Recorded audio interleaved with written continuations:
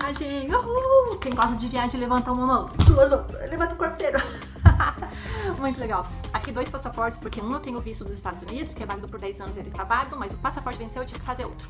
Nesse canal aqui também quero colocar muitas coisas sobre saúde, estilo de vida, porque eu sou uma nutricionista desperta, técnica de patologia clínica, técnica de laboratório, então tem estilo de vida, musculação, mountain bike, gatos, tudo, suplementos, nutrição, uma coisa bem ativa, bem viva, para ajudar vocês como um todo. Então eu espero que vocês gostem, meu nome é Andressa e vamos para os perrengues. E só uma observação antes de passar para os perrengues, que vão ser inúmeros vídeos de muitos perrengues, porque são muitas viagens, problemas até com polícia no exterior, que deu em polícia. Eu acho que nenhuma, mas alguma coisa assim. Mas eu quis dar essa introdução, né, de como foi esse início com relação a como que eu me introduzi nas viagens, para daí vocês entenderem como que é uma jornada de alguém que começa do zero, que não tem nenhum passaporte, para daí alguém que tem a confiança agora de fazer viagens bacanas, evitando muitas coisas, ainda acontecendo coisas que não estão só no meu alcance, depende de terceiros, mas assim, pra vocês saberem que muita coisa é possível e que se você acreditar, isso aí vai te botar pra frente, pra conhecer muitos destinos e que tudo vai dar certo. Cheirinho de viagem no ar. Ah, quem não gosta da próxima viagem chegando? Quando eu comecei a sonhar com viagem e tudo mais, foi através de frustração. Assumidamente inveja.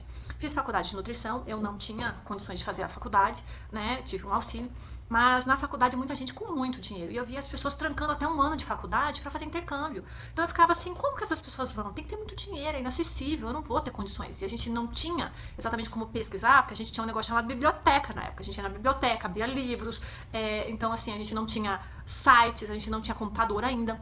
Durante a faculdade foi gerando um negócio de internet, Google, a gente chamava de Google, porque quanto mais pesquisa tinha, mais eu tinha, então ficava Google. Então a gente não sabia nem pronunciar, pesquisar direito e jogar as coisas lá. Eu não sabia que precisava de passaporte, como que faz, onde é que vai, quanto que paga. E tudo que eu queria era assim, cara, eu nunca vou viajar pro exterior, a única experiência que eu vou ter é viajar pro Paraguai. Sem preconceito, mas uma realidade minha que eu achava assim, cara, Paraguai é ir lá, comprar muamba, voltar, acabou. Não tem grandes passeios, aventuras, lugares, coisas lindas pra ver, o negócio de compra e volta, acabou. Então, nem passaporte precisa. Então eu ficava pensando, cara, eu nunca vou, eu não tenho condições, porque eu não tinha, né?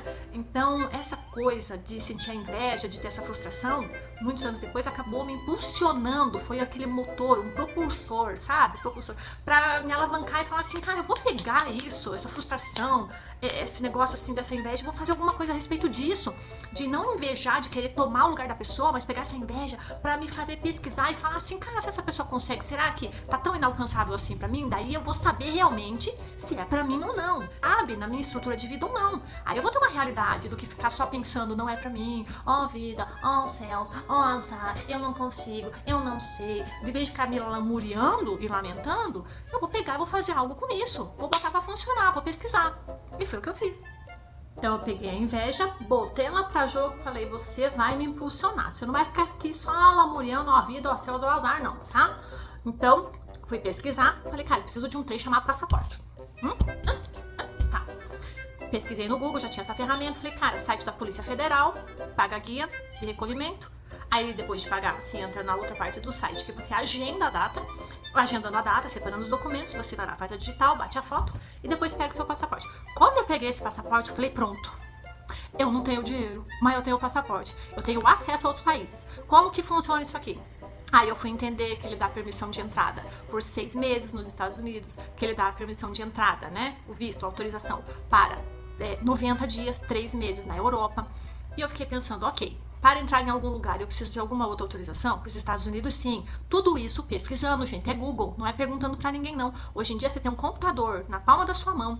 Antes eu não tinha o computador na palma da minha mão, porque na época da faculdade que eu pesquisava também essas coisas, era tudo no Google, né? Num computador. Não tinha notebook, o celular era jurássico, a bateria era enorme, era o tijolão. Então, assim, não tinha essas coisas. Então, depois que eu fiz o passaporte, que já tinha um pouco mais de ferramenta, de condições, falei, cara, eu já tenho o passaporte. Beleza.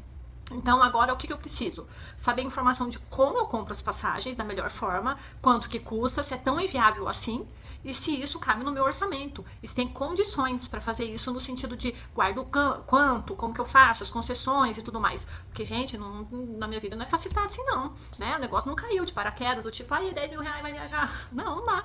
Então, Teve muita questão de organização financeira, organização emocional, de conhecimento, de correr atrás, de muito site, muitas horas, que hoje em dia é muito fácil. Você assiste o vídeo de uma pessoa, um blog e tal, e você vai, com medo, mas você vai.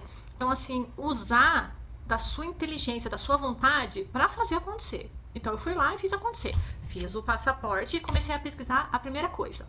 Como que funciona a compra de passagem aérea?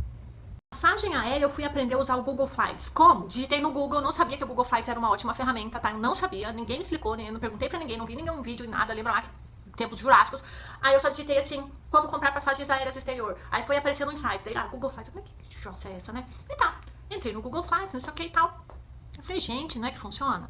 Aí tinha na época até da CVC, e essa primeira passagem que eu comprei acabou sendo pela CVC, porque eu lembro que tava muito mais barato, né? Mas o Google Flights também deu várias opções. Então, o que é o Google Flights? É uma ferramenta de viagens que faz um filtro entre diversas companhias, tem muitos, claro, que são publicidade, patrocinados, então elas vão aparecer primeiro e tal. O que eu aprendi a fazer? Tinha 15 dias de férias, então se você quer 10 dias de férias, você brinca com as datas, eu chamo de brincar com as datas. Joga 3 dias a mais, 2 dias a menos, se você quer 7 dias, coloca 6, coloca 8, brinca com as datas. Então eu tenho assim, tipo, do dia 1º ao dia 15. Então joga ali do tipo, dia 2 ao dia 14, dia 1 ao dia 13. Brinca com as datas 2, 3 dias antes assim e muda os dias da semana pra você ver que faz muita diferença. Baixa muito o valor, aumenta muito também o valor. Então tinha valor que eu, mudando uma data só pra trás e puxando uma data ou prolongando uma data, dá uma diferença de R$800, de R$900, de R$500. É muito dinheiro. Então, eu aprendi que tem dias da semana que são bons, com certeza. Quarta-feira é um dia muito bom, terça-feira é um dia muito bom, sexta-feira é um dia mais complicado porque mexe com o final de semana, e no final de semana também é mais caro, no sábado e domingo. Então, assim, tem dias muito bons. E isso você vai aprendendo colocando ali as datas, brinca com as datas. As conexões também são muito importantes de verificar, porque voos muito baratos têm conexões muito ruins e muito longas. A não ser que você queira passar um dia naquele destino, se der tempo. Uma conexão de 8 a 12 horas no destino, você consegue passear, se for de dia, claro. Porque tem muitas conexões que são noturnas, você vai fazer o quê? Ficar no aeroporto. Né? Até porque se você sai do aeroporto para voltar, tem toda aquela questão de passar pro raio-x, imigração, bagagem, né? Tudo isso é demorado, então você tem todo esse trâmite burocrático de novo. A primeira viagem para Lisboa teve uma conexão em Viracopos, em Campinas, de 9 horas. Por isso que a passagem estava em conta. Como que foi no Google Flights, né? Foi CVC com o Google Flights. Então assim, você vai no Google Flights, daí tem as opções, você escolhe ali conexões maiores, né? Não vai nas conexões de 35 minutos, 50 minutos, que não dá tempo nem de descer do avião, sair correndo e tá. Esses são os perrengues que eu vou contar de viagem, né? Que eu passei. Conexões extremamente curtas, ainda mais para quem desconhece aquele aeroporto. E mesmo conhecendo, não vá nessa confiança, porque esse voo que você pega pode atrasar e, vixe, só perrengue. Mas também 9 horas valeria a pena se fosse de dia, porque às vezes daria pra sair, passear, mas pra fazer o que em Campinas também. Mas assim, fiquei 9 horas no aeroporto, mas eu tava tão empolgada, porque era a primeira viagem, que eu falei, cara, eu tô aqui por 9 horas, mas eu vou ficar 11 horas no avião. 9 horas esperando em Campinas e 11 horas no avião. Mas tava em conta, vamos fazer o quê? Né? Conexões excessivamente longas deixam uma passagem com menor custo, presta atenção nisso. Conexões excelentes são conexões de 3, 4 horas, que é o que eu recomendo. Conexões do aeroporto de São Paulo, né, ou Rio de Janeiro, para o exterior, que sejam de 3 horas para mais. Eu gosto de conexões de 4 horas. 4 horas, assim, dá uma margem bem boa. Se esse voo está saindo da sua cidade para São Paulo, para o Rio de Janeiro, ainda atrasar, você tem uma margem interessante para se localizar, achar portão, que eu vou contar outros perrengues de achar portão, aeroportos enormes pelo mundo, socorro. Mas foi 9 horas e fiquei 11 horas no avião e foi tudo certo. Fora isso, eu pensei assim, cara, comprei a passagem. Aí avisei meu tio, tio, tô indo, não sei o quê. Falei, pronto, agora eu tenho um lugar pra ficar. Essa é a questão da primeira viagem. Então eu não passei tanto perrengue assim, porque eu ainda não sabia essa questão de plataformas de alocar apartamento ou hotel. Não tem questão de localização, tem muito esqueminha pra pegar. Aí eu pensei, cara, eu preciso comprar euros e ver mais requisitos com relação à viagem pra Europa. O que acontece? Pra Europa você é obrigado a ter um seguro-saúde, que muitas vezes eles não me pediram, tá? Muitas vezes eles nunca me pediram, mas se pedirem você tem que ter, até porque é um requisito. Então assim, eu sempre levei tudo numa pastinha, os documentos, e o seguro-saúde eu fazia num site certinho, que eu também, aquela coisa, fui pesquisar. O que é seguro-saúde, como que funciona, quais que são, ali, as prioridades dos itens, tem a quantia mínima de um valor que é pra eles retornarem o seu corpo, que seu corpo não fica lá fora se algum incidente acontecer. Se você morrer lá fora, o que acontece? Seu corpo volta. Então assim, eles não querem que você fique lá. O custo é do seguro, então volta. Então eu pensei, beleza. Como fazer seguro-saúde, quanto que é o valor, não sei o que e tal. Peguei um site muito bom, né? Mais pra frente eu vou explicando essas coisas. Aí, fiz o seguro-saúde, imprimi ali o voucher, tal, as coisas, a passagem. Falei, agora eu não sei comprar euro. Fui juntando dinheiro. De 1 ano a 2 anos fui juntando dinheiro, não saía, não comprava nada, não fazia nada. Eu pensava assim, cara, tudo que eu comer, eu comprar aqui são coisas que eu vou deixar de comer e comprar lá fora. É isso mesmo, era a condição que eu tinha. Então eu falei, cara, vou guardar completamente tudo que eu puder. Como eu já tenho as passagens compradas, né? Porque eu tinha, acho que eu tinha parcelado na época. Eu falei, cara, eu vou guardar pra gastar lá. É questão de ser muito pobre, é questão de ter sabedoria na hora de comprar as coisas. O quê? Exatamente, a gente tem que pensar na hora de comprar. Mamãe é? Uma mão de vaca. Não é mão de vaca. A mãe é a mão. E realmente eu guardei. Eu fui guardando dinheiro e chegou uma hora que eu falei, como que eu compro, que não seja falsificado, e uma casa de câmbio honesta, legal. Casa de câmbio aí na minha cidade, papapá. Gente, tudo sozinha, tudo na raça, tudo na coragem, achando que vai dar certo, e foi dando certo. Né? Sempre com alguns receios que te protegem, né? Mas sempre pensando assim, vai dar certo, Deus tá comigo. E graças a Deus, comprei os euros. Aí eu pensei, cara, como eu tenho a estadia, tenho essas coisas, eu fui meio que chutando, assim. Eu achei que eu tinha levado poucos euros, mas era o que eu tinha juntado, era o que eu conseguia. Mas eu falei, cara, eu vou fazer isso render. E levei os euros, levei o comprovante, o papelzinho que os euros eram genuínos, porque se for alguma coisa, o negócio da casa de câmbio, levei o comprovante que os euros foram comprados numa casa oficial de câmbio, levei o papelzinho do seguro-saúde, o negócio da passagem, passaporte, né, seguro, todas essas coisas agrupadas, a estadia, né, que era com meu tio no caso.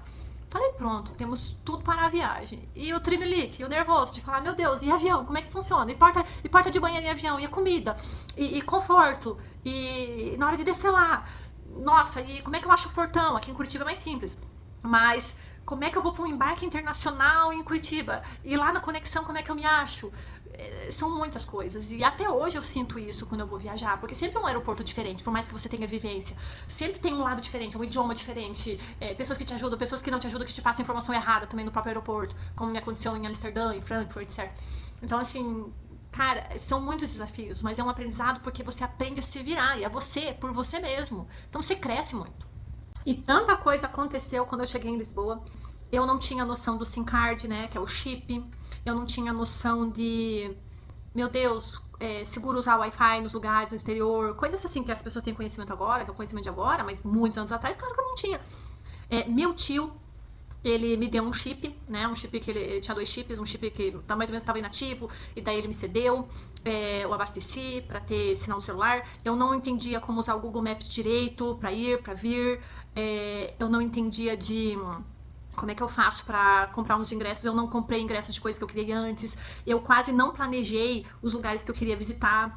Ainda bem que ele foi me levando para tudo quanto é coisa, né, de carro. Foi maravilhoso, uma bênção. Glórias a Deus pela vida dele. Mas assim, essa primeira viagem foi do tipo assim, cara, tudo que eu deixei às vezes de curtir melhor, de aproveitar melhor, por não saber usar muito do recurso do celular, do chip, de saber comprar um cartão de transporte, ele me ensinou lá, me ajudou, mas tipo, eu fui zerada. Fui lá na confiança assim de, eu vou lá falar com meu tio e vamos ver o que rola. Tinha o euro, seguro saúde que eu sabia que era obrigatório, e o resto foi tipo, no erro. Mais no erro do que no acerto. Mas na segunda viagem, Grécia, Atenas. Pensa num negócio que foi bem melhor, bem mais proveitoso. Eu já tinha mais informação, ainda teve bastante erro. Mas foi depois, uma outra vez que eu ainda fui pra Grécia de novo, pra Atenas de novo, pra outra ilha de novo. Então eu fui aprimorando cada vez mais. Até que nessa mais recente viagem, que eu fui pra Alemanha, assim, tudo praticamente delineado, alinhado, mas também depois de trocentas viagens, então a gente fica forjada. Mesmo assim, algumas intercorrências leves acontecem, mas essas conseguem ser sanadas, contornadas, que você tem ali plano A, plano B, plano C, beleza, e você consegue se virar. Mas realmente, para quem achava que nunca iria viajar, que o Paraguai seria o primeiro e único destino, estamos aí com muitos países no passaporte, na memória e no amadurecimento. Então, espero que vocês tenham gostado dessa introdução. Eu vou passar os perrengues de viagem que eu passei em Lisboa, nessa primeira viagem. E daí já vou partir para a viagem para a Grécia e Atenas, a minha amada Elada Mussagapo Parapoli, que eu aprendi a falar grego também. Então, viagem traz isso, né?